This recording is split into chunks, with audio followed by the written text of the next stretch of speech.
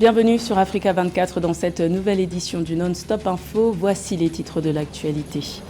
Plus que quelques heures avant la fin de la campagne électorale au Tchad, en vue de l'élection présidentielle du 6 mai, 10 candidats sont en lice, dont l'actuel président de la transition, le général Mahamat Idriss Déby. Ses équipes se mobilisent pour tenter de convaincre les derniers électeurs indécis. Suspension des constructions sur le littoral au Sénégal. Les nouvelles autorités ont décidé de se pencher sur la question du foncier en bord de mer, source de nombreux litiges.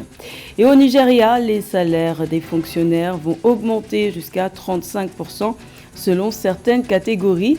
L'annonce a été faite le 30 avril, la veille de la fête du travail.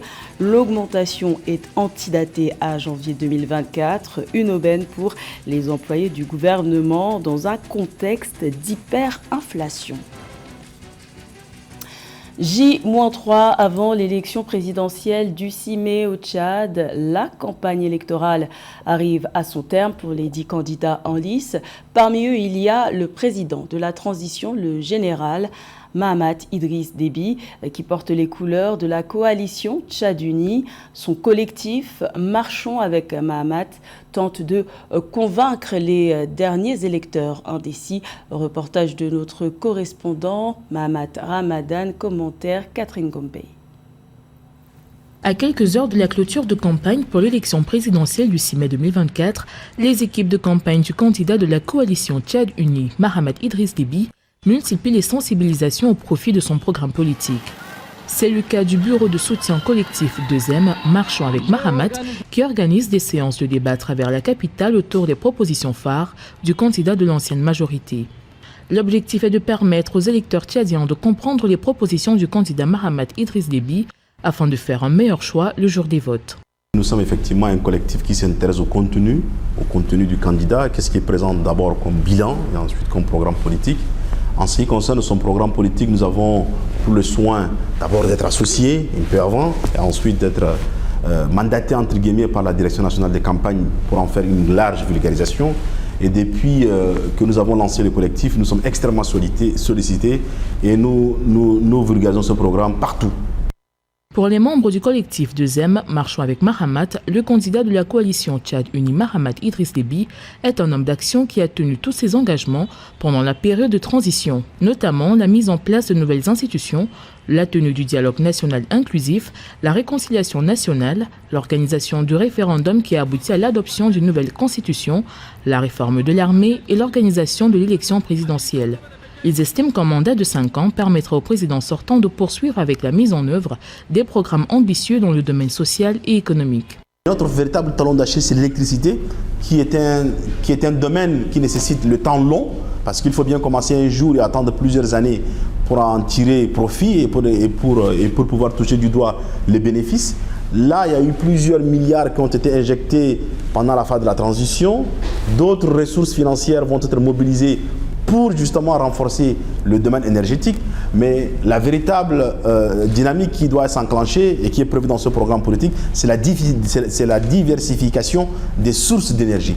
Alors que les équipes de campagne du candidat de la coalition intensifient les mobilisations à l'intérieur du pays, le collectif 2M Marchons avec Mahamat, de son côté, fait une campagne de proximité dans la capitale pour expliquer et convaincre l'Indjamenois, qui constitue la majeure partie des électeurs, à voter le candidat de la stabilité et de l'unité nationale, Mahamat Idriss Déby. Une stratégie décisive qui a permis de reconquérir les électeurs sceptiques. La communauté économique des États de l'Afrique de l'Ouest, CEDEAO, l'Union africaine et l'Organisation internationale de la francophonie, OIF, ont salué ce 1er mai le bon déroulement des élections législatives et régionales du 29 avril au Togo.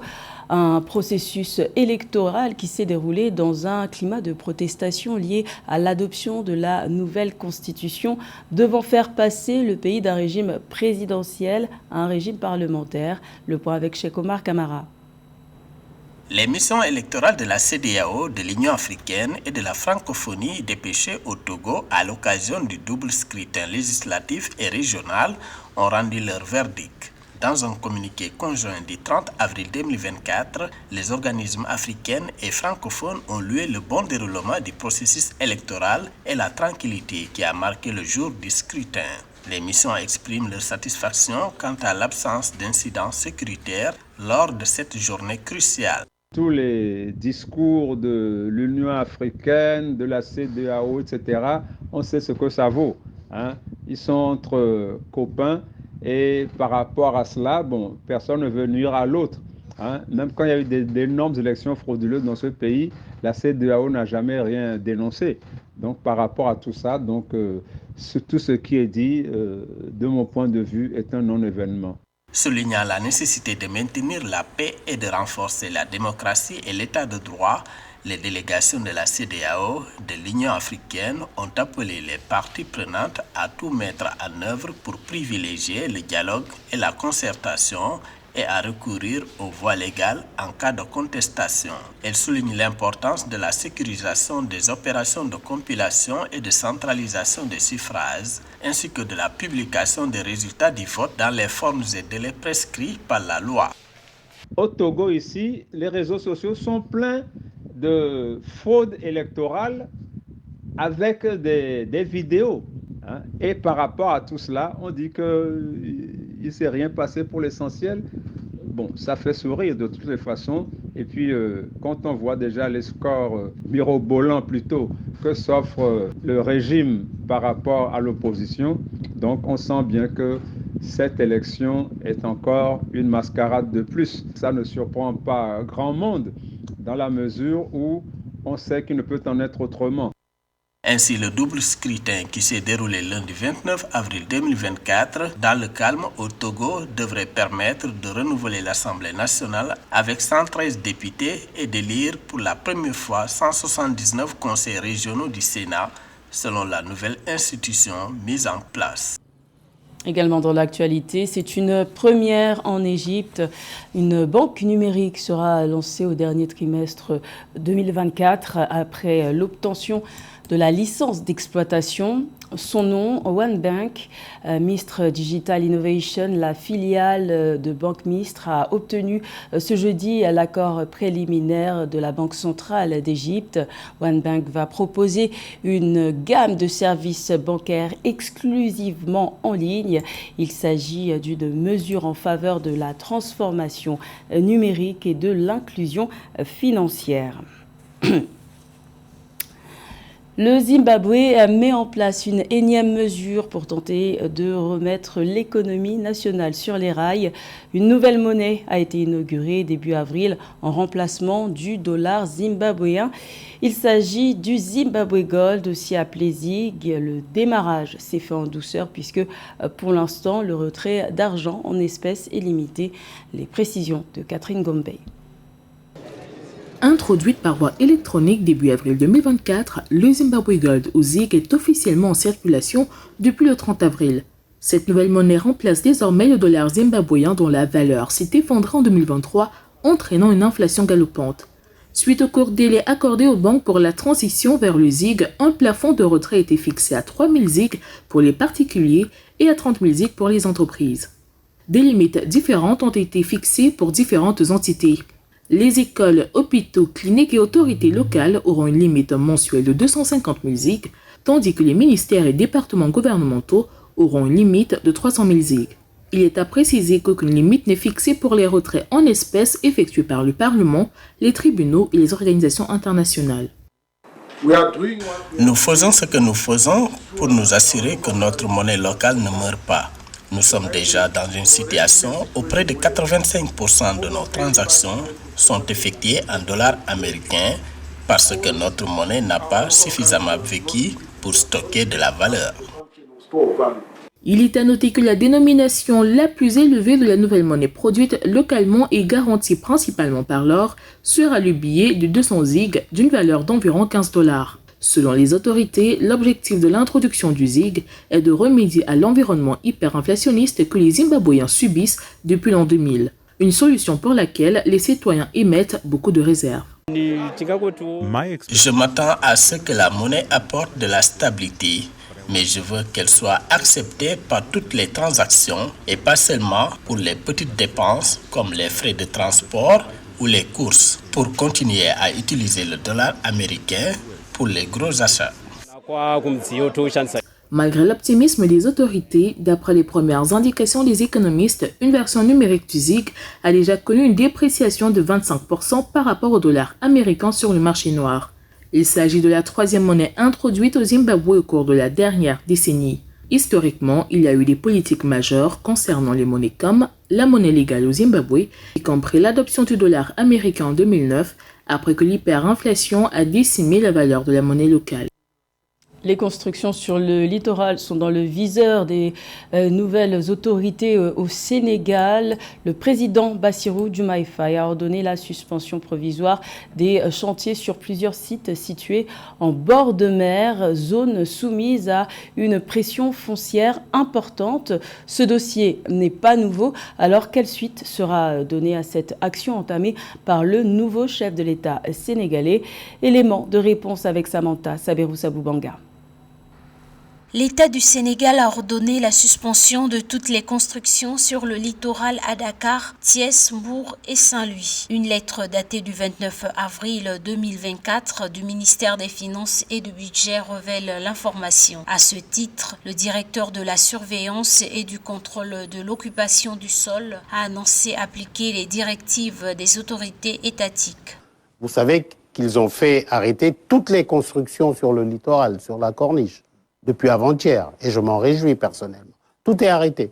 Sur instruction du ministère des Finances, les services des domaines et du cadastre ont suspendu les demandes de bail dans les localités de la capitale et environ. C'est entre autres Diouben, Gondiol, Saint-Louis, Hambourg et Thiès. Les tenants du nouveau régime semblent à l'évidence décidés à mettre de l'ordre dans le littoral soumis à une exploitation foncière excessive avec la prolifération d'immeubles, hôtels et de villas de luxe.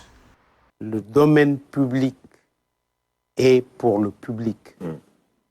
Le littoral, c'est pour tout le monde. Tout le monde doit voir la mer, tout le monde qui veut se baigner doit pouvoir aller se baigner. Ces suspensions provisoires dureront jusqu'à instruction contraire, précise le directeur général des impôts et domaines, Abdoulaye Diagne. Pour rappel, ce n'est pas la première fois que les nouveaux régimes s'engagent dans des opérations à forte dose. Ses prédécesseurs Abdou Diouf, Abdoulaye Wade et Macky Sall se sont tous livrés à cet exercice, mais le plus souvent sans lendemain. Le nouveau président Diomaye Faye brisera-t-il cette tendance ? Au Nigeria, le gouvernement a anticipé la fête du travail célébrée le 1er mai. Les autorités ont annoncé la veille une augmentation de salaire jusqu'à 35% pour les fonctionnaires. Cette mesure arrive à point nommé pour les bénéficiaires à l'heure où le pays est confronté à la pire crise du coût de la vie qu'il ait connue depuis 3 décennies. Les explications de Pauline Minka. Au Nigeria, le gouvernement fédéral a approuvé l'augmentation de salaire de 25% et 35% pour les fonctionnaires dans 6 structures salariales consolidées, a déclaré mardi 30 avril 2024 le chef de la presse de la Commission nationale des salaires et des revenus, Emmanuel Dioko. Une augmentation qui, selon certains experts, améliorera à court terme le pouvoir d'achat des fonctionnaires. L'augmentation des salaires des fonctionnaires va à court terme améliorer le pouvoir d'achat, va contribuer à l'amélioration du cadre de vie des fonctionnaires, mais c'est très loin de contribuer immédiatement à juguler l'inflation.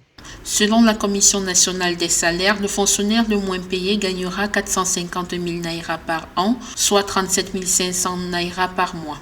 L'augmentation concerne tous les employés du gouvernement fédéral, y compris ceux des secteurs de la santé, de l'éducation et de la sécurité. Depuis 2019, le salaire minimum nigérien est fixé à 30 000 naira par mois, un montant qui vaut désormais moins de $20 avec la dévaluation du naira. L'inflation devrait appeler à la réduction de certaines taxes sur la consommation, à la réduction de certaines entités liées à la dépréciation de la monnaie.